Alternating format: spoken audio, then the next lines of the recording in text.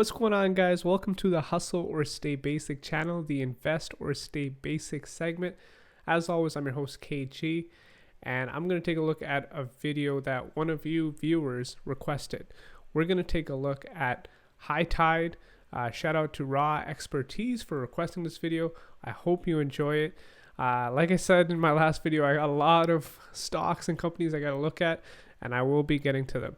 So let's go take a look at HITI.V. So as always, I'm going to take a look at what the company does, its revenue streams, future growth projections, analyst estimates, and my final thoughts.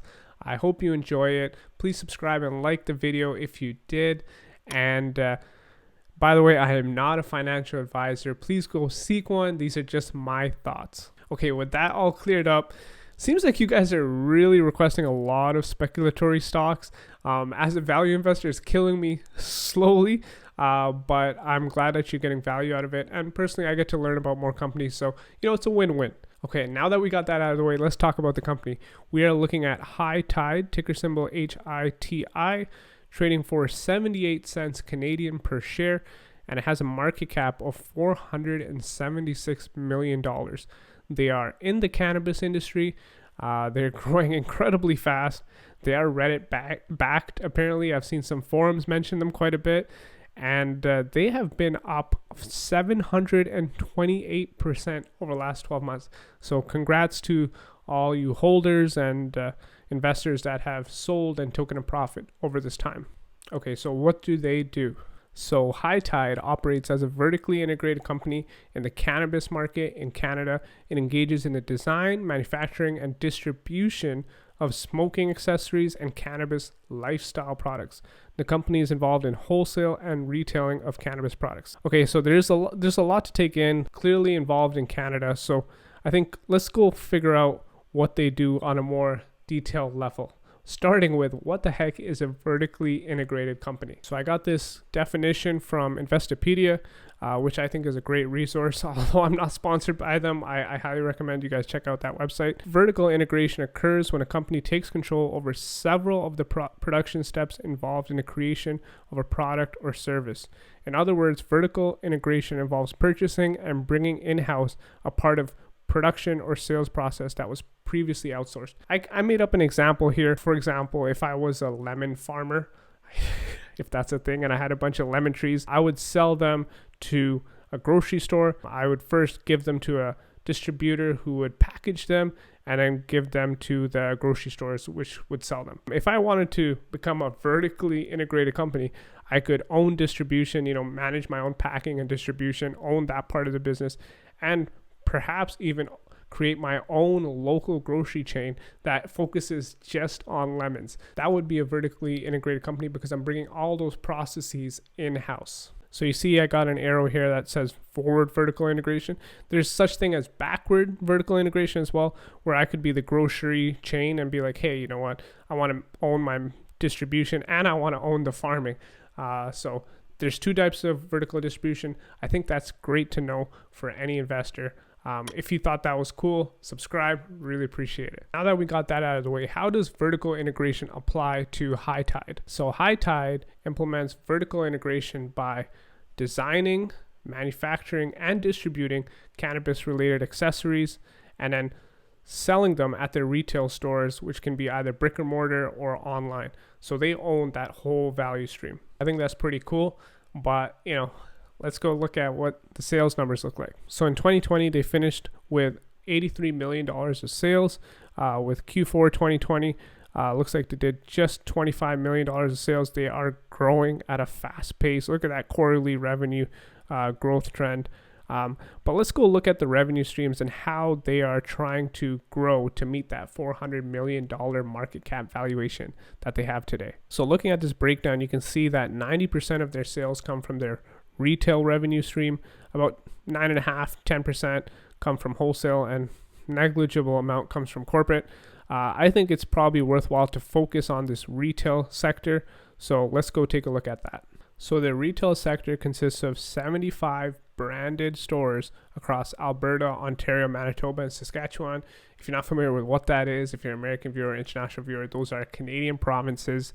And they own one of the most popular cannabis online stores or cannabis accessory online stores in Grass City. Grass City brings in 26 million visitors to their website annually. That is just massive. I got a couple blurbs here. They increased their revenue by 118% in Q4 2020, and it says the increase in revenue was driven primarily by the company's retail segment due to their acquisition of Canna Cabana and Grass City. Something that's cool and that might set them apart from other cannabis related companies is they have a data analytics service revenue stream. So basically what the data analytics segment can do is they can collect all those insights from retail or online visitors, get their email address, get their buying patterns and stuff like that. And they could sell that to other market research firms or industry players, which I think is cool. And it's already paying dividend as they got $2.2 million in 2020 just from that. Okay, so what are the analysts saying? Let's take a look at that. So since this is a small company, market cap wise,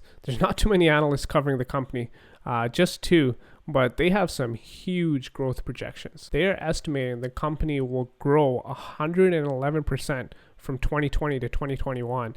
That means they did 83 million in 2020 sales. They're expecting that to grow to 176 million by the end of 2021 and to 258 million in 2022. That is just massive growth. Based on that growth, they are projecting that the share price should be an average of $1.15 per share. Today it's at 78 cents. That represents a 47% upside. If there's no dilution and the shares actually reach $1.15, that represents a $700 million market cap for this company. All right, so now I'm going to share some things that I think you should consider about this company, and then my different scenarios, best case scenario for this company, worst case scenario, conservative scenario, to kind of get an idea of how this company should do over the next 5 years. So I made a list of some things to consider when you are investing in this company. Let's start with number one, which is the government subsidy. This is like a really small thing, but I think you should just consider it.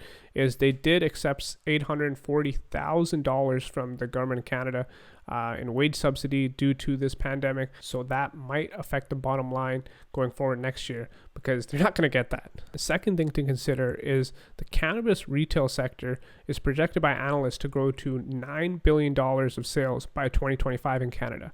That is 3.6 times bigger than it is in 2020. Third thing to consider is HITI.V owns 5% of cannabis retail shops in Canada. That is number one by percentage in the country.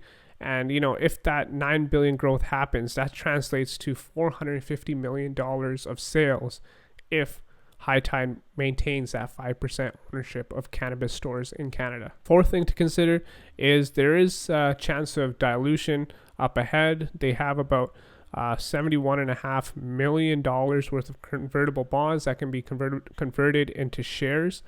These would be newly issued shares, so that could dilute the existing shares by 11% whenever they're converted. Fifth thing to consider is they did apply to get uplisted on the NASDAQ.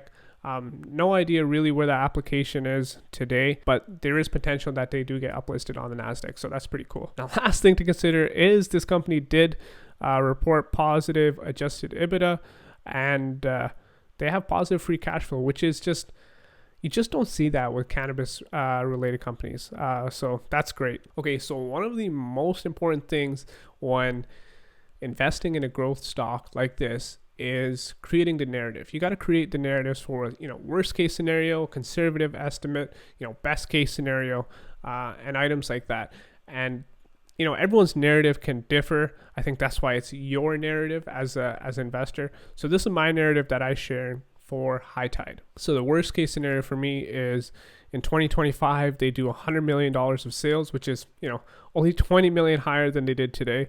And that's due to government of Canada putting caps on the amount of stores you can have because they don't want to create cannabis monopolies. So maybe HITI.V is not able to expand and get more stores in Canada, and Amazon takes over the weed distribution industry and they're number one in the world, and they just kind of wipe out Grass City and their online retail segment.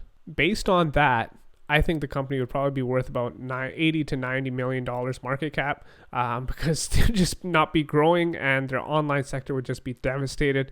So that represents 81% downside. That is significant downside. My conservative case is that the cannabis retail sector in Canada grows by 4x, as I mentioned before, based on analyst projections.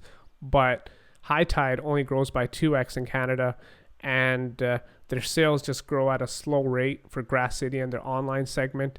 So I'm saying they do $300 million of sales by 2025. And their market cap, in my opinion, would be $500 million at that point, which represents 5% upside based on what it's valued at today. My growth continues scenario is that they do $600 million in sales. They grow just with the Canadian retail market 4 times. They're doing $450 million worth of sales at their stores and online. And they expand a little in the US as well. That would put it at a $1 billion market cap and 110% upside over the next 5 years compared to the valuation today. And then best case scenario, they get really involved in the US and they start opening up retail sectors all over the US. They get their distribution working smoothly. They're doing $1 billion worth of sales in 2025, and it's a $3 billion company. This represents 530% upside by 2025. So based on all of these scenarios, I personally think that it will probably be about a $700 to $1 billion company by 2025 pretty easily. But the thing is, the entry right now at $400 million plus market cap, it's a little bit too high. I'm going to wait till it gets below 400 million, maybe 300 to 400 million market cap. If it gets to that level, I'll be looking to buy. Like, I always hold one speculatory stock, so maybe this will be the one. Let me know if you guys agree with some of the scenarios that I put up here, and if you're more bullish or bearish on the company. So if you appreciated this video, if you really got value out of it and you learned something, please subscribe, drop a like. I'd really appreciate it. I really appreciate all the love this channel's been getting, and I'll see you guys next time.